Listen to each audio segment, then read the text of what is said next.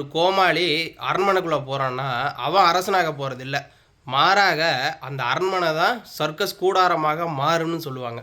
அந்த மாரி தான் மக்கள் பிரச்சனைய பேச வேண்டிய சட்டமன்றத்தில முதல் முறையாக முதலமைச்சர் அவர்கள் பேசுறார்.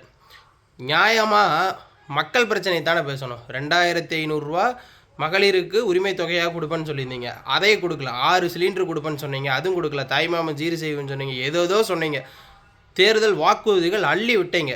இன்றைக்கு ஆட்சிக்கு வந்துட்டு மக்கள் பிரச்சனையை பேச வேண்டிய அந்த சட்டமன்றத்தில் ஆக்கப்பூர்வமாக பேச வேண்டிய அந்த இடத்துல இன்றைக்கு சினிமா டயலாக்கும் பஞ்சு டயலாக்கும் சினிமா ஷூட்டிங்கை போல சைகைகளும் என்னென்னமோ அது சட்டமன்றம் மாதிரி கிடையாது. இப்போ பார்க்கும்போது டிவிக்கு எம்எல்ஏ மொத்த பேர்த்தையும் முதலமைச்சர் முதற்கொண்டு எல்லாத்தையும் பார்க்கும்போது மனநல மருத்துவமனை போல தான் இருக்குது. அந்த அளவுக்கு தான் இன்றைக்கு தமிழ்நாட்டினுடைய சட்டமன்றத்தினுடைய நிலைமை.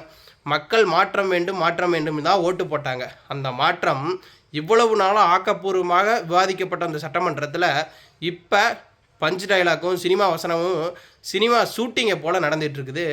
இதுதான் மக்கள் எதிர்பார்த்த மாற்றம்னு நாங்கள் நினைக்கிறோம்.